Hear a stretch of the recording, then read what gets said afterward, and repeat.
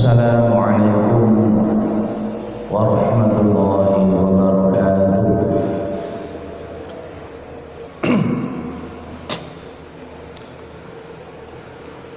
Bismillah, alhamdulillah, wassalatu wassalamu ala rasulillah Sayyidina Muhammadin ibn Abdillah wa ala alihi wa sahbihi wa mawalah, amma ba'd. Alhamdulillah, mari kita bersyukur kehadirat Allah Subhanahu wa taala. Pada pagi hari ini kita diberikan nikmat kesehatan sehingga kita dapat melaksanakan salah satu kewajiban kita, yaitu sholat subuh secara berjamaah. Shalawat dan salam semoga senantiasa terlimpahkan kepada baginda Rasulullah Muhammad SAW beserta para keluarga, para sahabat dan para pengikutnya. Allahumma shalli ala Sayyidina Muhammad wa ala ali Sayyidina Muhammad.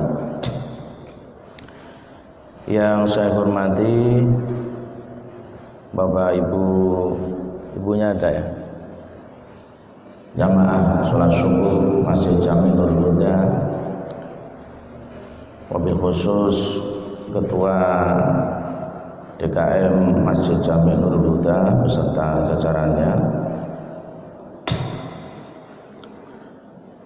Alhamdulillah, kembali saya dapat bermudzakarah dengan Bapak Ibu sekalian pada kesempatan subuh kali ini. Pada hari ini, kalau hitungan saya tidak salah, adalah tanggal 4 Muharram 1442 Hijriah. Artinya kita sudah 4 hari ini memasuki tahun baru 1442 Hijriah. Mudah-mudahan pada momentum awal tahun baru ini kita sama-sama dapat melakukan muhasabah, introspeksi pada tahun yang lalu. Bisa kita evaluasi berapa banyak dosa yang sudah kita lakukan. Adakah sholat wajib yang kita tinggalkan? Adakah puasa Ramadan yang kita tinggalkan? Adakah kewajiban zakat, baik zakat harta maupun zakat fitrah, yang tidak kita laksanakan atau kita laksanakan tapi belum sepenuhnya? Belum sepenuhnya di sini maksudnya uang hartanya misalnya 1 miliar yang harus dikeluarkan 25 juta karena 2,5%. Ini baru dikeluarkan 5 juta, berarti masih kurang.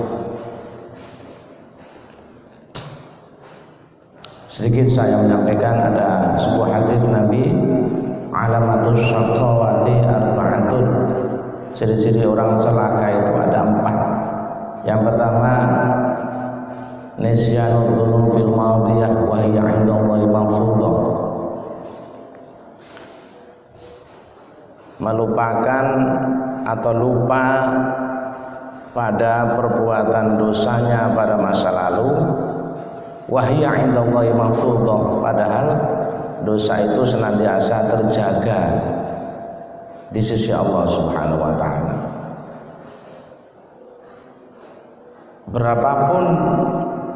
Betapa banyaknya dosa yang kita lakukan, itu semuanya tercatat di sisi Allah Subhanahu wa taala. Orang yang celaka dia akan mudah melupakan perbuatan dosanya. Saya berapa kali, bahkan sering saya bertanya kepada calon pengantin yang mau saya nikahkan.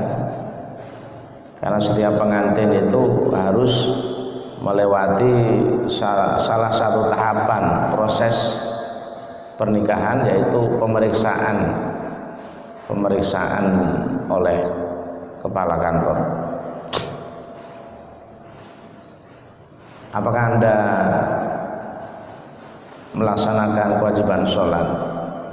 Jawabannya yang sering itu jawabannya kadang-kadang. Nah, itu yang sering. Kadang-kadang Pak.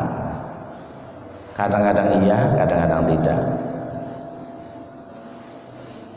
Kalau setiap remaja rata-rata seperti ini sebelum menikah, taruhlah dia setelah menikah dia bertobat, dia melaksanakan full kewajiban sholatnya terutama, tetapi dari akil balik sampai menjelang dia menikah itu dia jarang melakukan sholat. Kalau dihitung, kalau sehari rata-rata dia hanya melaksanakan sholat 2-3 kali, berarti dalam satu hari taruhlah 8 rakaat misalnya dia tidak sholat. Tinggal dikalikan saja. Kalau dia menikah di usia 25 tahun, berarti sekitar 10 tahun dia tidak melaksanakan sholat sepenuhnya. Itu berapa ribu rakaat? Sehari 17 rakaat. Tidak dilaksanakan 8 rakaat. 8 kali 365 kali 10. Kalau semua calon pengantin seperti ini, mungkin barangkali kita juga ada yang dulu seperti itu. Maka marilah, mumpung Allah masih memberikan kita nikmat umur, nikmat kesempatan, maka marilah kita bayar hutang sholat kita. Kalau dihitung susah Pak Ustaz, terlalu banyak. Maka seperti yang sudah pernah saya sampaikan dalam sebuah hadis, maka kita perbanyak sholat sunnah supaya bisa menutup kekurangan sholat fardu yang banyak kita tinggalkan. Orang celaka dia akan mudah melupakan perbuatan dosanya pada masa lalu. Sebaliknya kalau orang yang beruntung, dia akan selalu mengingat perbuatan dosanya pada masa lalu. Tengoklah bagaimana Sayyidina Umar bin Khattab ketika sholat, ketika salam yang pertama menghadap ke kanan, beliau masih bisa tersenyum. Ketika ke kiri, beliau mengingat dosa-dosanya pada masa lalu.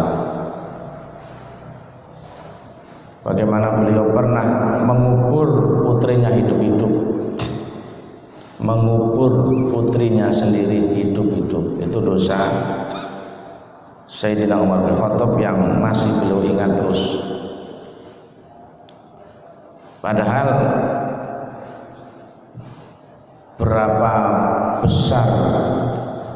seberapa besarnya dosa yang kita lakukan, kalau kita bertobat mohon ampun kepada Allah Subhanahu wa taala, maka Allah akan mengampuni dosa kita.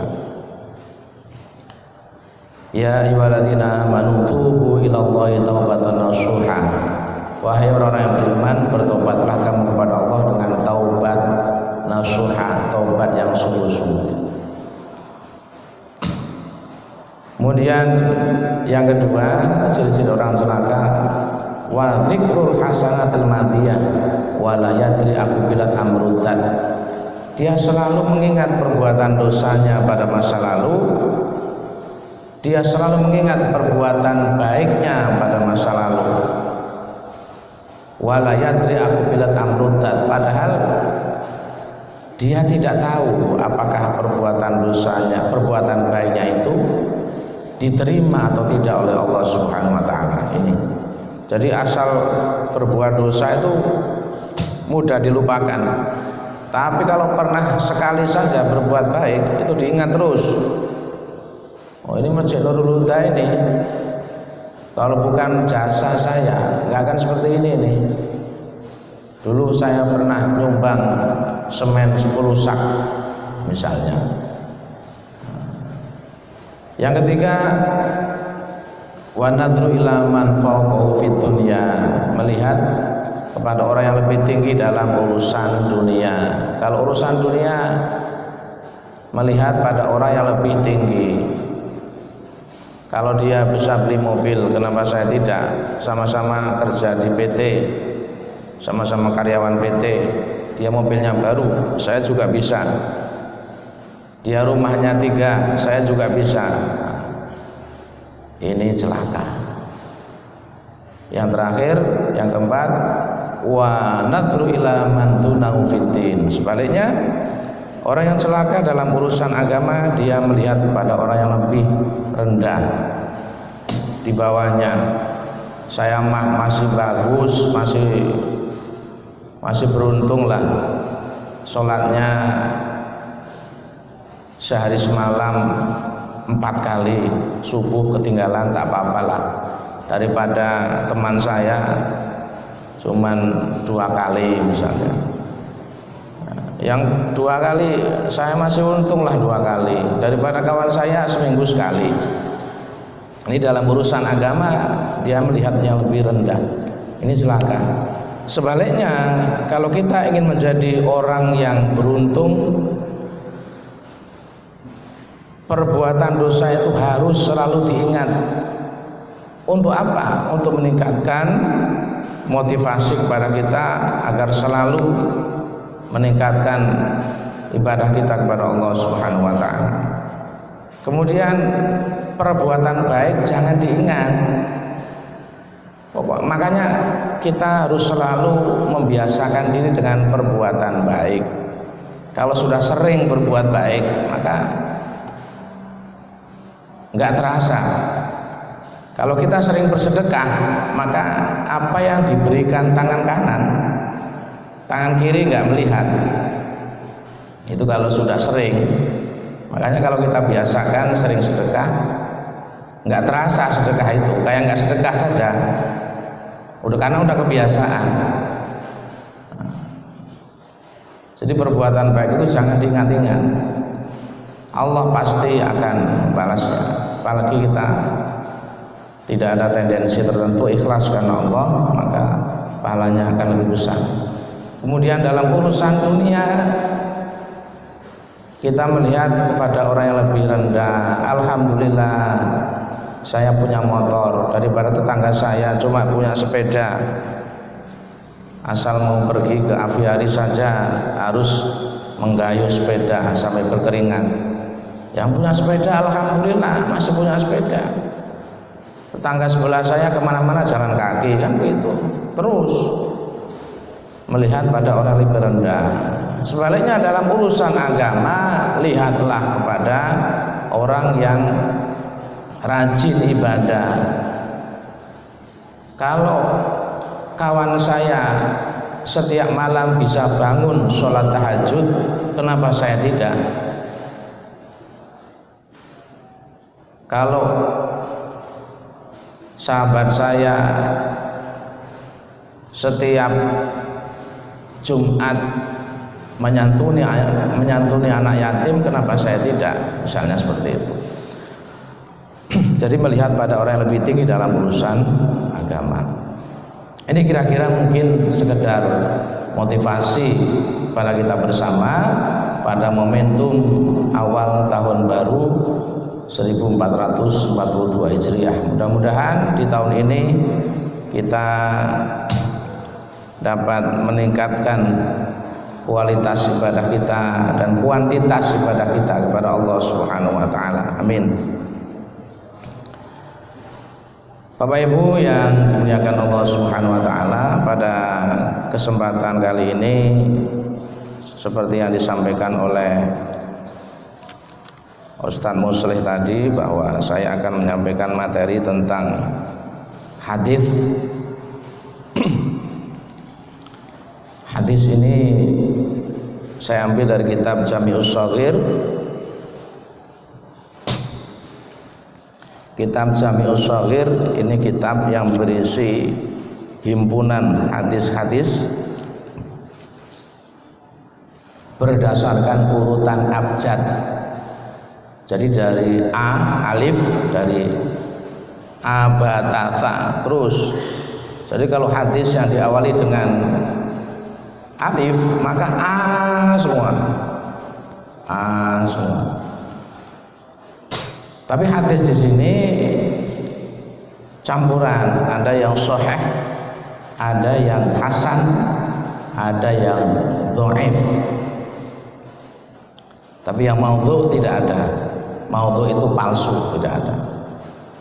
Paling rendah kualitasnya dhaif atau lemah. Makanya mungkin tidak akan saya baca semua. Ya, nanti saya pilih-pilih saja. Hadis ini atau kitab hadis ini ditulis oleh Imam Al-Hafidh Jalaluddin Abdurrahman Ibnu Abi Bakar As-Suyuti atau Imam Jalaluddin As-Suyuti. Ini kalau Bapak Ibu pernah mengaji kitab tafsir Jalalain, dua Jalal.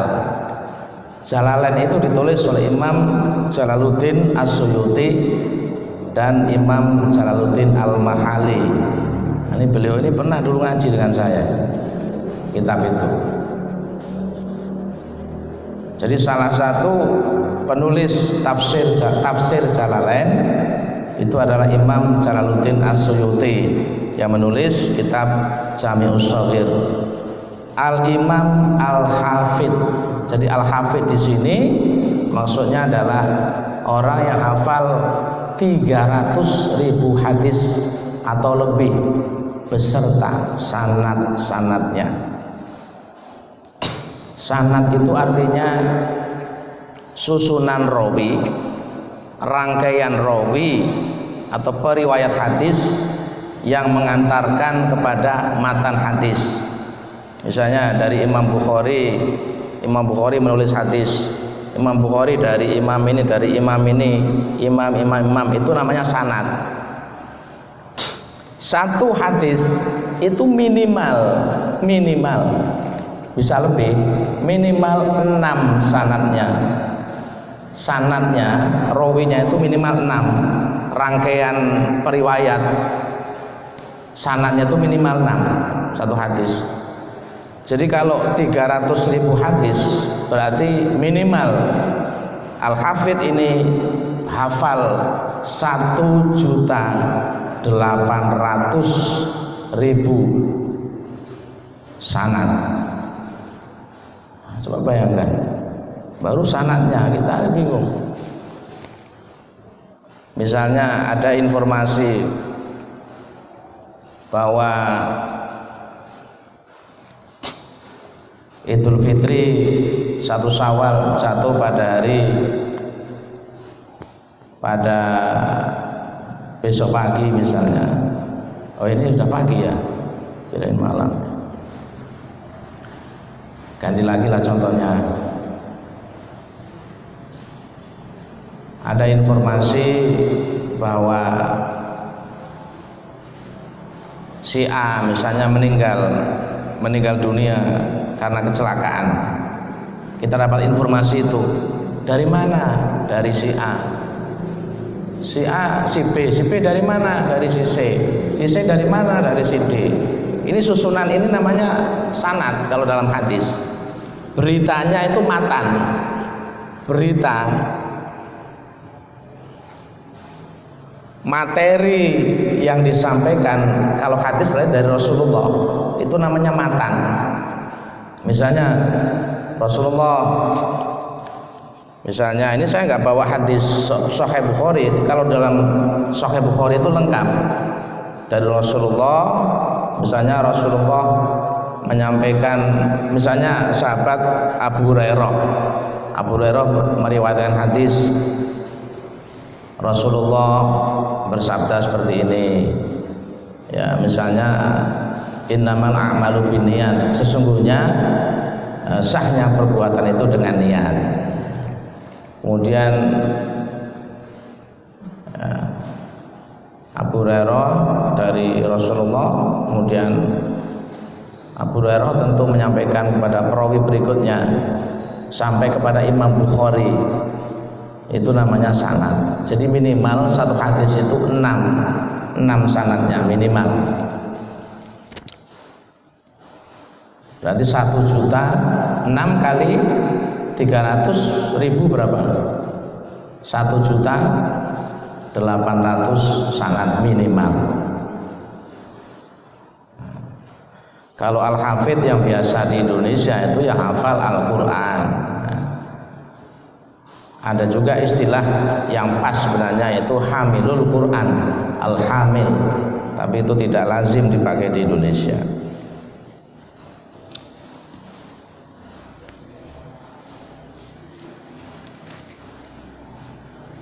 Kalau derajat hadis, mungkin Bapak Ibu sekalian pernah mendengar ada hadis riwayat Imam Bukhari, Muslim. Setiap hadis yang diriwayatkan oleh Imam Bukhari atau Muslim itu sahih. Ya. Jadi derajat hadis itu yang pertama, hadis berdasarkan tingkat kesahihannya itu pertama riwayat Bukhari Muslim itu paling tinggi. Setelah Bukhari Muslim Imam Bukhari, setelah Imam Bukhari baru Imam Muslim saja. Selebihnya kualitasnya hasan. Ada lagi hadis yang sahih tapi menurut salah seorang imam. Kan ada itu hadis hasan rawahu Ibnu Majah misalnya, wa shahhahahu Al-Hakim, dan Imam Al-Hakim mensahihkannya. Imam Al-Hakim ini adalah salah seorang imam ulama hadis. Beliau punya kitab namanya Mustadrak Al-Hakim. Mustadrak Al-Hakim ini berisi hadis-hadis yang memenuhi syarat sahih Bukhari Muslim. Kitab-kitab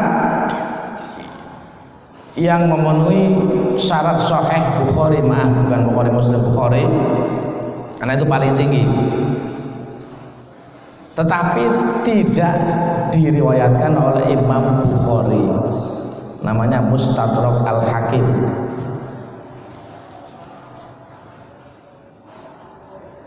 Kalau Bapak Ibu pernah mendengar Kutubus Sittah dalam istilah ilmu hadis, maka itu yang pertama adalah Sahih. Kutubus Sittah kan kitab-kitab yang jumlahnya ada 6. Kutubus Sittah itu yang pertama Sahih Bukhari, yang kedua Sahih Muslim, yang ketiga Sunan Abi Dawud, yang keempat Sunan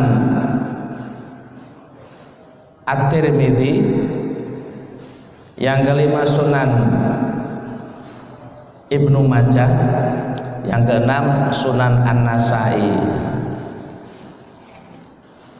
Bukhari Muslim sahih, Sahih Bukhari, Sahih Muslim itu sahih semua.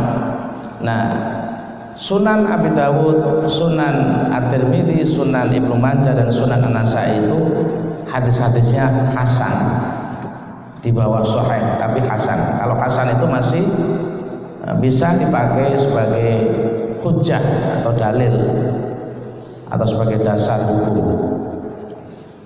Dan tidak semua yang hasan itu tidak sahih. Jadi ada hadis riwayat Imam At-Tirmidzi misalnya kualitasnya kan hasan, bisa jadi dalam Sahih Bukhari juga ada hadisnya, bunyinya hampir sama. Jadi dalam istilah ilmu hadis, ya, hadis sahih itu salah satu syaratnya adalah tidak syadz. Tidak syadz itu maksudnya tidak ada hadis lain yang kualitasnya sahih yang bertentangan dengan hadis tersebut. Tidak boleh.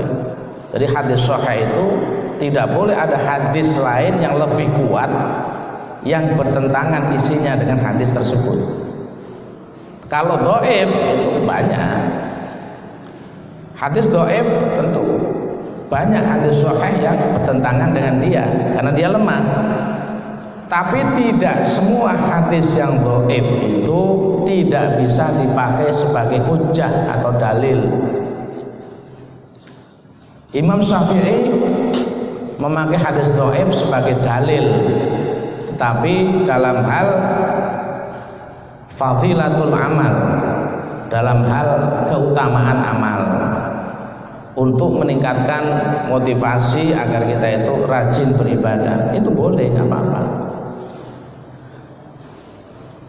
Tapi tidak selamanya yang dhaif itu juga tidak bisa dipakai dalam hal-hal lain selain itu. Ketika hadis dhaif itu dikuatkan oleh hadis lain yang kualitasnya sahih. Kalau syarat hadis sahih itu banyak, ada 5 paling tidak itu. Yang pertama,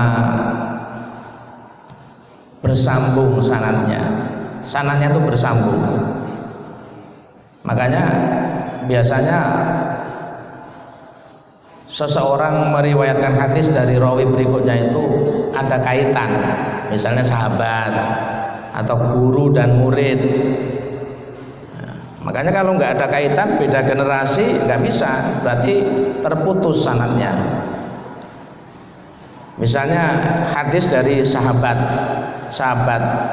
habis sahabat kok sahabat kibarus sahabah, sahabat besar, kok langsung ke tabiin besar misalnya, itu terputus sanadnya. Seharusnya ke sahabat kecil dulu. Kemudian rawinya harus dhobit itu kuat hafalannya, kuat. Jadi rawi hadis sahih itu semuanya harus kuat hafalannya, dhobit. Kemudian adil itu artinya tidak pernah melakukan dosa besar maupun kecil. Bayangkan, kecil, dosa kecil saja ini nggak boleh. Rawi hadis sahih itu tidak boleh, tidak pernah melakukan dosa kecil, apalagi dosa besar. Nah, kalau kita dosa kecil hari-hari lah, ini rawi hadis sahih sanad nggak boleh, dosa kecil pun nggak boleh, bayangkan. Apalagi kok pernah berbohong, nggak bisa. Nah, makanya berat. Hadis sahih itu berat syaratnya. Ya, kemudian tidak syadz, kemudian tidak ilat, tidak cacat. Ada 5. Mungkin itu sekedar pengantar kepada kita semua dalam mengawali kajian hadis dari kitab Syamil Shair yang akan saya sampaikan. Bismillahirrahmanirrahim. Masih ada waktu sedikit, kita baca sedapatnya saja satu hadis mungkin. Allah rahimallahu ta'ala wa nafa'na bihi wa bi ulumihi wa bi asrarihi fid dharaini amin ya rabbal alamin. Rabbi shrah li sadri wa yassir li amri wa hlul 'uqdatam min lisani yafqahu qawli amin. Bismillahirrahmanirrahim. Afatuddini salasatun. faqihun fajirun wa imamun jairun wa mujtahidun jahilun. Ya. Musibah atau bencana dalam agama Islam itu ada tiga hal ini. Kalau terjadi maka musibah dalam agama kita. Yang pertama, faqihun fajirun, orang alim.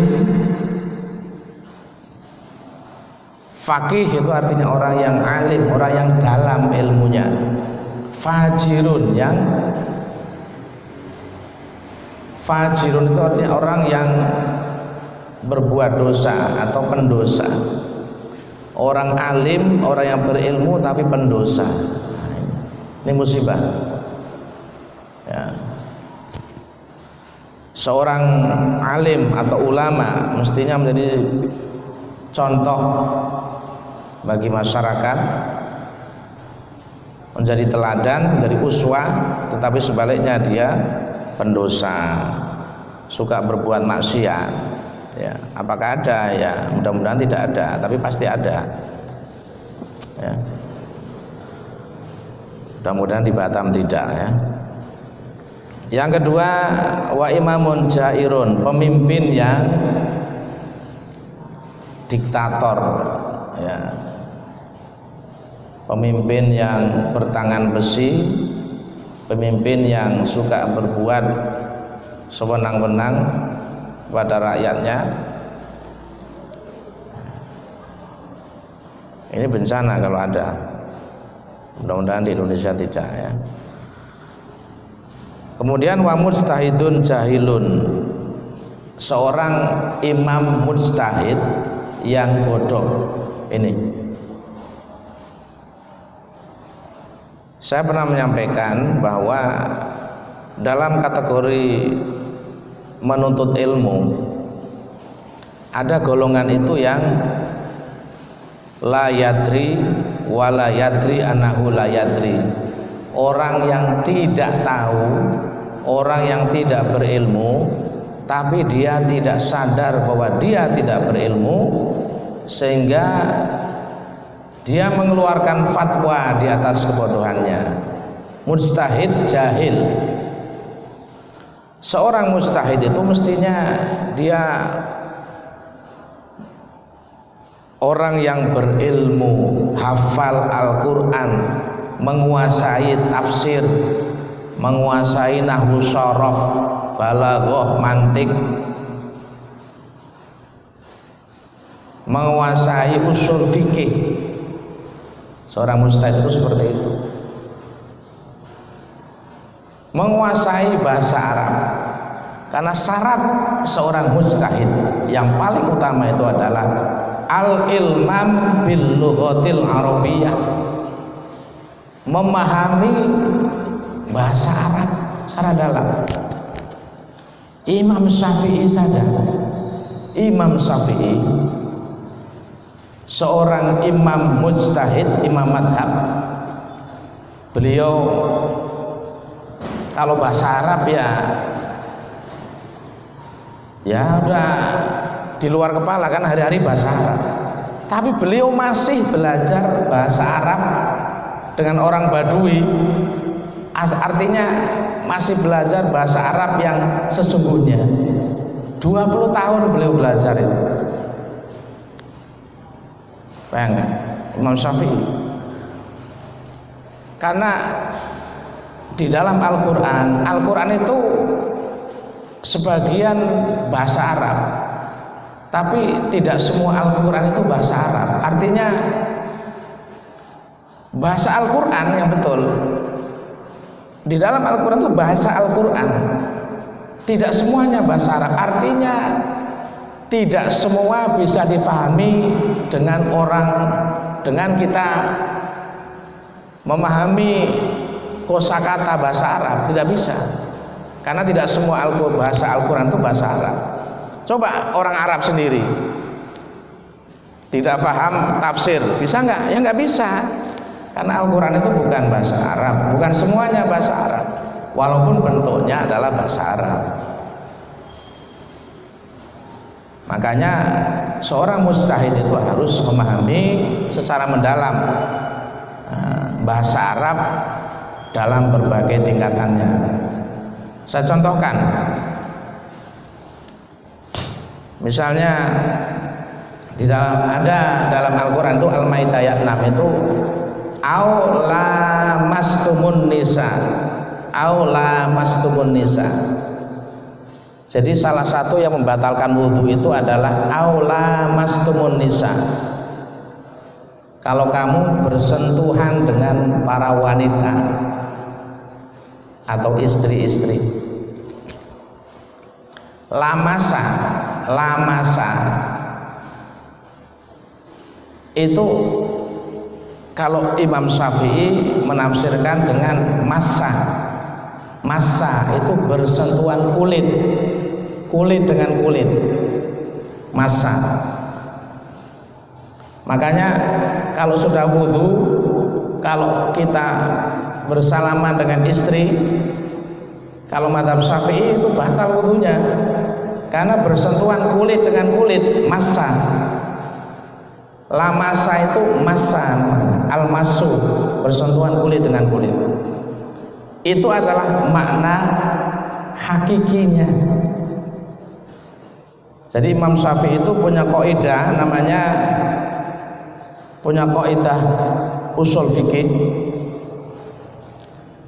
Idza ta'arada ma'nal hakiki wa ma'nal majazi kudima ma'nal hakiki. Ketika ada pertentangan antara makna hakiki dan majazi, didahulukan makna hakiki. Lamasa itu makna hakikinya bersentuhan kulit, tapi makna majazinya bersentuhan alat kelamin atau bersetubuh. Itu makna majazinya. Makanya Imam Abu Hanifah lebih memakai pada makna majazi. Lamasa secara majazi adalah bersetubuh, bersentuhan alat kelamin. Makanya kalau Imam Abu Hanifah, kalau bersentuhan nggak batal. Ini contoh. Jadi satu saja, satu kata saja, lamasa itu sudah menimbulkan dua versi penafsiran. Ini kalau seorang mujtahid tidak paham bahasa Arab, ya kacau. Mujtahid jahil, imam mujtahid kok bodoh. Ini bencana dalam agama Islam. Satu hadis ya. Mungkin ini saja yang bisa saya sampaikan karena sudah jam 6. Mari kita berdoa, mohon kepada Allah Subhanahu wa taala, mudah-mudahan apa yang kita bahas pada kesempatan kali ini memberikan manfaat pada kita bersama dalam kerangka untuk menyempurnakan ibadah kita kepada Allah Subhanahu wa taala. Al-Fatihah. Alhamdulillah rabbil alamin arrahmanir rahim maliki yaumiddin. Iyyaka na'budu wa iyyaka nasta'in ihdinas siratal mustaqim. Shiratal ladzina an'amta 'alaihim ghairil maghdubi 'alaihim waladdallin. Amin. Allahumma shalli 'ala sayyidina Muhammad wa 'ala ali sayyidina Muhammad sayyidina awwalin wal akhirin. Wassallim radhiyallahu tabaraka wa ta'ala an sahabati rasulillah ajma'in. Alhamdulillah rabbil alamin hamdan syakirin hamdan na'imin hamdan yuwafi ni'amahu wa yukafi mazidah. Ya Rabbana lakal hamdu kama yanbaghi li jalali wajhikal karim wa 'azimi sultanik. Allahumma shalli wa sallim ala sayyidina Muhammad wa ala ali sayyidina Muhammad. Allahumma ij'al jam'ana hadza jam'an marhuma wa tafarruquna min ba'di hadzal majlis wa tafarruquna min ba'di hadzal majlis tafarruqan ma'suma. Allahumma arzuqna ilman nafi'an wa 'amalan maqbulan wa rizqan wasi'an halalan thayyiban mubarakan fih wa aghnina bi halalika an haramika bi ta'atika nasyadik.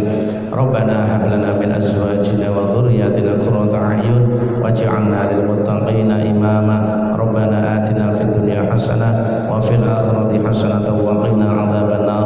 Wa sallallahu ala sayyidina Muhammad wa ala alihi wasallam. Alhamdulillah rabbil alamin. Wallahu a'lam bishawab. Assalamualaikum warahmatullahi wabarakatuh.